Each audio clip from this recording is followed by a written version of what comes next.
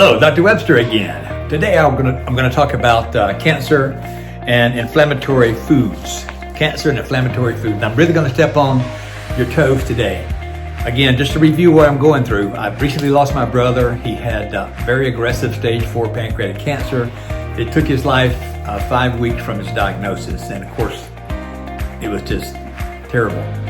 So anyway, both my parents had cancer. It killed my father. And we'll talk about other things. My father's mother had cancer. So cancer is real to me. So I've decided that I need to share things that I've learned. I've been a healthcare provider for 37 years. And I believe in all approaches, but I think there's a lot of approaches that are not being talked about that need to be stressed more. And so I'm taking it on myself. And so today we're going to talk about cancer and inflammatory foods.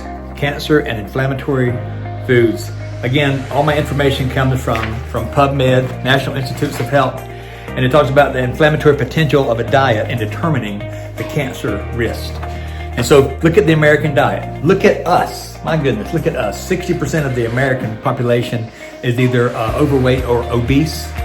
And right now with COVID-19, I know everybody's stressed out, and the gyms, in most part of the country, you can't get to the gym, and I'm seeing more and more people getting outside and taking walks, and that's great. We're going to talk about exercise soon.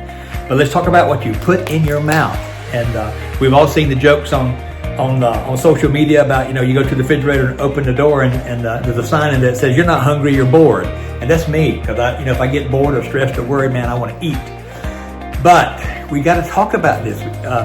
Any kind of food that's processed, that goes through, certain things for it to get to the grocery store, and I'm going to upset some people, I know, but that meat has been altered, that food has been altered, all of the GMOs.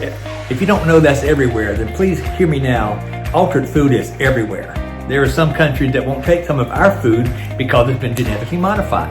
And I just don't believe you can put genetically modified in your food, genetically modified food in your body for years and years and not have some kind of detrimental effect. So I need for you to eat better. Now, one thing you could do is go online and look at alkaline foods versus acidic foods, and do your best to eat from the alkaline list, because there is a lot of acidity. Like I said before, inflammation is acidity that is linked to cancer. So, my family history, we grew up in the South, and we had that Southern diet, where every day is Friday. And so, but all of that stuff that we're eating, it's inflammatory. So thank God I married a lady from New Hampshire who taught me how to eat much better. She's probably one of the biggest reasons I'm still healthy and still alive. And I'm very thankful. By the way, I've not been touched by any cancer, heart disease, or diabetes at this point in my life, and I'm very thankful for that. But I think it's because of the healthcare approach that I've taken has been quite different from the environment I grew up in. So even though I have the same genes, I'm doing things differently. Like I'm working on my thoughts. I'm working on my water intake. I'm working on my everything that I'm telling you is a part of what I'm doing. This is the journey that I'm on so that I don't succumb. Now, none of this is a guarantee that you won't get it. And if you want to go out and have a big bowl of ice cream, go do it.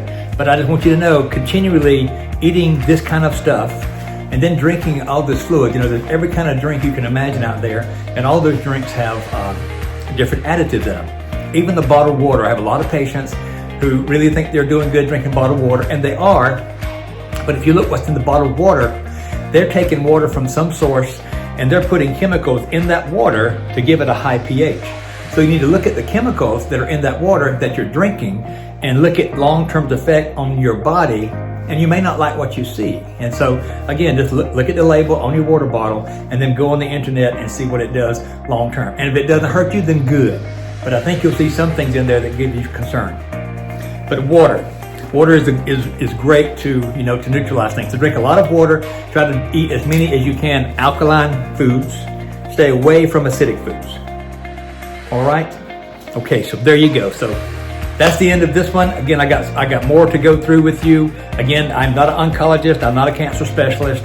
I have genetics of cancer. It's in my face, and I'm doing everything I can to avoid it and not trigger those genes. Remember your thoughts. Your thoughts are so important. Stress and worry and fear has a bad effect on your immune system. And you want to keep that immune system strong. Many of you probably have heard of the ketogenic diet and the Mediterranean, the Mediterranean diet. There's a team of medical researchers, Dr. Dom Agostino, I think is how you pronounce his last name, but he has done incredible research on how a ketogenic diet will help your body to have more strength against cancer. And again, none of this is a cure or a guarantee of prevention, but we take, my wife, my family and I, we take ketones, we mix them in water, and we drink it twice a day, and it like hacks your fat burning cells, and it helps your body to function better on a ketogenic diet. So there again, high fat, low carbs, good quality fats though, not a lot of protein. Give your body more of what it needs. Our generation was sold on this low fat, high carb thing, two decades ago, and I think that's one reason why we have so many illnesses. That's just my opinion. But you want to eat good, healthy fats. You want to stay away from those carbs as much as possible, and don't eat too much protein, because believe it or not, protein has a lot of fat in it too. I mean, not fat. Protein has a lot of sugar in it too, just from the steroids and everything. All right, so there we go. Another medical research article. And this is me. I appreciate you very much, and I'll see you next time. Thanks. Bye-bye.